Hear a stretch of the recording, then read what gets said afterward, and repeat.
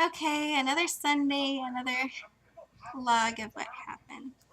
Here was my babushka, yay! Oh, I always love to wear scarves. Alright, so today was the first time back since I was sick, so I wasn't even sure that I wanted to go, so I came actually a little bit later.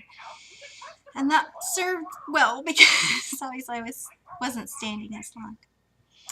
Um, it was beautiful. I expected to change. Oh my gosh. Anyways, well, it usually had started when I would go in there that I would just even entering the sanctuary or whatever, I would feel that heat just flow through my entire body. This, as I've been going more and more, it happens more slowly and doesn't happen as instantaneously as it used to. And it used to, sometimes it would center around the time when they were doing communion, the Eucharist would come out and around. But this time, and I'm saying this extra loud for someone to hear. It came when I was doing the Lord's Prayer, and when it was being said all around me, that I was like floating in a sea of it. It was totally amazing. And then it remained. Well, it's still happening right now. I still have the heat tingle thing. So, um, you know, okay, how long have I? Since 1992, I've worked, as a natural healer and worked with all different kinds of energy. Um, Chi, prana, Reiki, polarity, healing touch. It's called a lot of different things. And this one is distinctly different. This has nothing to do with that. It's totally a whole other realm. And that's probably why I keep coming back. But I'm so indignant. I don't want it to be that way. I'm such a spoiled brat. I'm like, no, I don't want that. And it's so beautiful, and it's like, oh, like that. Oh, I'm just snotty that way. So, you know how if you're like dating someone and there's that polite stage where like, you just try to be really congenial. I think that's over now because this week was the first time that I just said to people who brought me blessed bread, I'm really sorry I can't eat bread because it's, wheat and stuff. And they were like, oh, okay, I'm sorry. I'm like, but I really appreciate you bringing it to me. Thank you for the blessing and the thought. I just said it like 2 times. So, yeah, I guess we're past the polite stage now. I'm starting to just kind of like, oh, blah, blah, here's what's up. No big deal. Please don't take offense. And, yeah, so I'd held that back for like, what, 3 weeks, 4 weeks?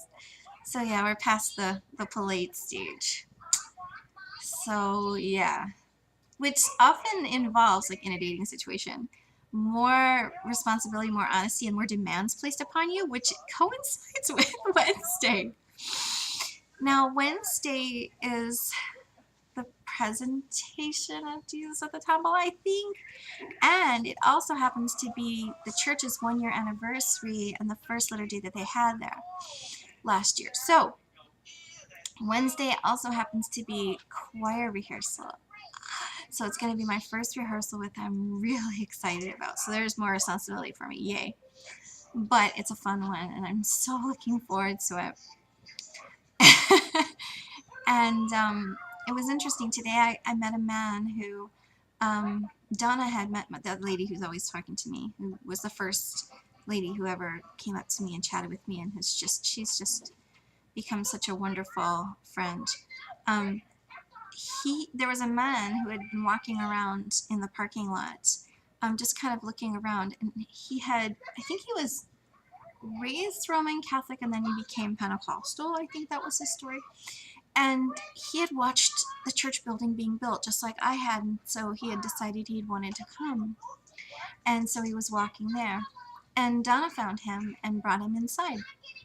And so Donna had introduced him to me and I to him, and it was very interesting to meet somebody else who also had watched the construction of the building and found that compelling enough to decide to go. Because, I mean, I've said this before, I had, been driving past it every day, taking, very early in the morning. So it's like 5:30, 6 in the morning, taking my son to summer school, which when you drive when there's no one else on the road, you can kind of think a lot more. And there was just something so completely undeniable every time I would go past it. And someone was talking to me this week about how, don't bother going to church. It'll just make you socially inept and, all things like that, which I totally understand from, being a kid. If you are in an isolated church situation, that, yeah, it does kind of afford you only the opportunities of interactions with similar people, and, can get you into an us and them kind of mentality. And I'm really grateful that as an adult I'm doing it, and that it doesn't do that at all. And I kind of wonder what sort of connection Orthodox kids have with the rest of the world. I mean, I know what Jews are like, but I think I'm going to be asking some people pretty soon, what was that experience like, growing up with that as your home base, your life and family's livelihood and everything like that. And I mean, like, religious livelihood, not making money from. So, I think I'm going to find out about that. And another lady brought me a bunch of books that she said she was going to bring to me. And this is an interesting thing.